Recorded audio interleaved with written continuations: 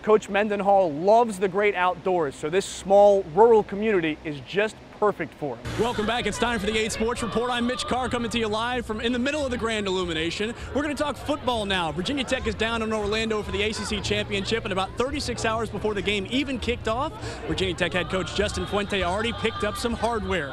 If you remember, the city of Cleveland ended its championship drought with the Cavaliers NBA championship a few months ago, and actually in the same town, happening at the same time, they're going to be giving the Cavs their championship rings and hanging that banner in Quicken Loans Arena. Remember, the whole point of this is to camp out so that you're the first one into the arena tomorrow night. But to get there tomorrow night, you have to be here tonight and camping out. And that's why I am coming to you live for the first time ever from inside a tent. I'm going to get out of the way and show you exactly what these living quarters are like.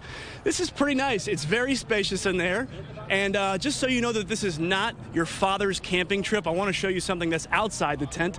This is NBA 2K16 on a PS4 that is hooked up to a television. Did you remember that from your camping trip? Probably not. The Clemson Tigers are national champions. And how happy does that make them? Well, let's take a look at big man Christian Wilkins. Woo-hoo! That is some flexibility right there. Mitch, this is VCU's first tournament win in years. They've been to the tournament the last 6 years in a row, but they haven't advanced past the first weekend since 2011, and they haven't even won a game in the first round since 2013. But all of that ended today. As if losing their head football coach weren't enough, Richmond fans had to see this on Twitter today. Delaware Athletic Director Chrissy Rowick tweeted best package deal ever, introducing Coach Rocco and his best buddy Max. So Richmond needs a new head coach and a new pooch. Hello and welcome everyone to the 8 Sports Blitz. Now, I know I told you last week that this was the last one. Wait, yeah, you did. No, but forget that, because this is the last one. We are in between sessions right now, so the Barclays Center is pretty much empty, but believe me, in an hour or so, the VCU fans are going to start filing in, and it will be rocking. So why don't you check back with us from Brooklyn in about an hour on the 8 News at 6. For now, reporting live from Brooklyn, I'm Mitch Carr for 8 Sports.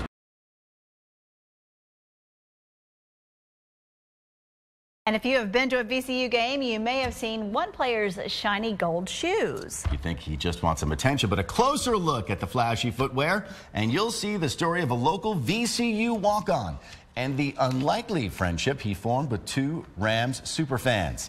8 Sports Director Mitch Carr picks up the story from there. So I think I'm just the gel or the glue to the team. At 5'8", energy giver, 165 pounds, emotional leader, Trinity Episcopal grad Tory Burston probably sticks out amongst his VCU teammates for what he lacks physically. But he doesn't see it that way. It's about the heart that counts. I'm real big on heart over height, so that don't really matter to me. I'm bigger than Mo, really. And his shoe game is on point. One day I was just on Google and I typed in gold Kobe's, and these were the first one to pop up, and from that point I was just like, oh, I gotta have them. Burston likes the color, he likes that pattern, but it's the decorations he added himself that he likes the most. Gene and Honey Hunt, they mean a lot to me. Dr. Gene Hunt graduated from VCU before it was even VCU and went on to teach there for decades. Hunt and his wife Rosalia, better known as Miss Honey, were VCU superfans. I never went anywhere with Gene at any athletic event where students, former students of his, didn't come up to him and thank him for the work he did when he was a professor. Everyone knew Dr. Gene and Miss Honey, including Tory Burston, who met the Hunts before he'd even enrolled when his uncle introduced him. Just from then, I just loved them as if they were my grandparents. The redshirt junior guard says he visited the Hunts once a week. Sometimes he brought in their mail, and sometimes they just talked. And they were at every basketball game. They sit in the same seats every game, and I would wave to them and blow a kiss to Miss Honey, and they were just nice to everybody. You could tell they were just loved by everyone, because before the game started, a lot of people would come down and just give them hugs and kisses and just greet them. So they were definitely number one. Dr. Hunt passed away in December of 2014 from heart and lung complications. Miss Honey died just a few months later following a fall at home. And they put a big picture of him on the big screen, and I cried a little bit. It hurt. This season, the first under Will Wade, Burston says he's played more already than in his 2 previous years under Shaka Smart combined. He's a tough kid. He does what we ask him to do. You know, he's got some physical limitations, but he doesn't let that stop him. You know, he's got a great attitude. He's just like a little pit bull when he's out there. I love him. And Gene and Honey are right there with him every step. I just wanted to take him wherever I go, so I just figured the name on the shoe, I can look down whenever anything got rough on the court or anything and just see their name and know that they're in good spirits and they're doing well. The fact that he's keeping their memory alive, connected to this university, would make them very, very proud and happy. Just want to keep going, keep plugging for Dr. Hunt and Miss Honey. They're in my heart forever, and I'll keep going for them. Next up for Tori Burston and the Rams, of course, it's the Richmond Spiders, and that's why I'm in the midst of a tent city right now. All the kids that are camped out here, they want to be the first ones to get into the Siegel Center and get those front row seats. It was once called Shakaville. Now it's called Wade's World, and it's got all the comforts of home. We've got a TV here. We got some pizza. Let me get a little cheesy slice there. I can't really speak to the comfort of any of these tents right here, but I know that school spirit and possibly some other spirits are going to keep these kids warm tonight. We'll be back with more from Wade's World later on at 6. I'm Mitch Carr. Going to send it back to the studio. And dinner is served for Mitch right there. That is too funny. Oh, that poor kid. I hope Mitch helps pay for that pizza. To be hard-pressed to find anyone who watched Monday night's national championship game that says it wasn't the best one ever. For one local man and his father, Villanova's buzzer-beating victory swished away years of time and space.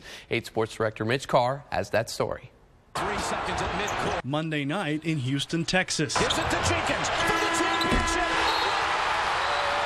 Oh my God! Monday night in Queens, New York. So my dad's just a longtime Villanova fan. The man that ties these two moments together lives right here in Central Virginia. This is quite a culmination for him as well. Oh my God! We're champs again, just like '85. That was a long time ago now. Mike Canning remembers Villanova's 1985 national title In Lexington, Kentucky. because he was there. I was 2 rows behind the pep band When the Wildcats beat juggernaut Georgetown. I saw myself on TV a couple times, and it was pandemonium. And he even has the musty old hat to prove it. I've kept it all these years. It's been a good luck charm of sorts. Hasn't always worked good luck-wise, but it sure did this past weekend. In '85, Canning called his father Dick from a payphone in Lexington, Kentucky. He was at home watching it in Jersey. Monday night, Boom, and then it was pandemonium. Canning got this video via email. Yeah, I love this. On his cell phone. I was like, oh my God, I hope my dad's heart can take this. In between these two titles, Mike Canning has served in the Navy, moved from New Jersey to Short Pump, and started a family. I've gone through a couple stages of life, let's put it that way. And Dick Canning has retired and moved to a senior care facility. A lot has changed, but their love for Villanova basketball has not. Monday night, Jenkins hitting the winner at the buzzer. Mike called his father from the car on a cell phone. He was actually pretty calm. I was kind of surprised. Even a 31-year gap between experiencing this level of joy Oh my God! feels like no time at all. Mitch Carr, 8 Sports. What a great story. The VCU Rams are in Oklahoma City for the NCAA tournament this weekend. They're spending most of their time at the basketball arena, but there's another site in town that's attracting the fans' attention. Mitch Carr has that story from Oklahoma City. It's a Chamber of Commerce day in downtown OKC, but this lovely skyline is missing a building, one that's been gone more than 20 years. What was that building over there? On April 19, 1995 at 9:01 a.m., it was business as usual. By 9:03, it was rubble. Too sad to think about. 168 people died. Each is represented with an empty chair and the name. Look at the little ones for the kids. Oh my gosh. Isn't that sad? That's so sad. 19 children and a daycare within the building were part of that 168.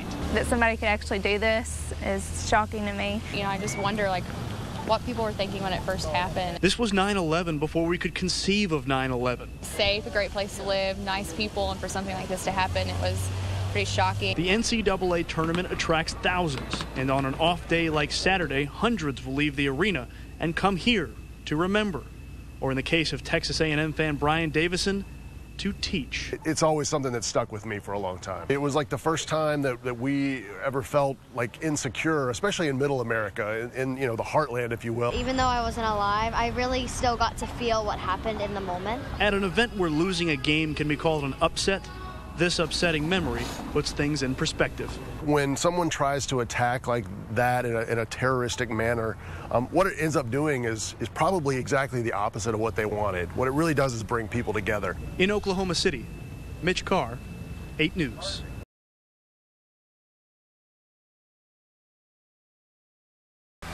Hello, everyone, and welcome back to the 8 Sports Report. I am Mitch Carr, coming to you live from high atop Richmond International Raceway. We are less than a half an hour away from the Xfinity Series Virginia 529 College Savings 250. In fact, we're in the middle of Sprint Cup qualifying, where Kurt Busch currently has the lead. But the real drama is tomorrow night in the Sprint Cup Federated Auto Parts 400. Win and you're in. That's kind of the deal when it comes to the NASCAR chase for the Sprint Cup. But if you don't win, you can still get in by points. And if you do win, you still have to be in the top 30 in points at the end of the season. Austin Dillon, driver of the number 3 car, has no wins, but must finish in the top 30 in tomorrow night's race if there's a repeat winner, or in the top 8 if there is a new winner. Chris Buescher has a win, but he's in 30th in the point standings, right on the line, meaning he can still drop out with a bad finish or no finish. Nerves can also be channeled to great things, so hopefully we pull off a great finish tomorrow night. Not only that, have a shot to win. This has not been one of my best tracks, but I've been really positive going into this week. We can't go out here and just say, you know, we just need to run every lap and stay out of everybody's way, and that'll be enough. We aren't in that situation. We don't have that luxury. We're coming out here to race aggressively for every position, every point that we can possibly get. 3 weeks ago, NASCAR was racing at Bristol Motor Speedway, and tomorrow they'll play a football game there. Your Virginia Tech Hokies play the Tennessee Volunteers right here on 8 News tomorrow night. For Justin Fuente, he'll rely on his associate head coach Bud Foster to bottle up Tennessee's offense. There's definitely a ton of room for improvement, and we're just going to try to, take a step forward this week in practice. We're that dynamic defense that everybody talks about that's going to fear. While football is played in Bristol and there is racing in Richmond, the Spiders will host Norfolk State at Robins Stadium for their home opener.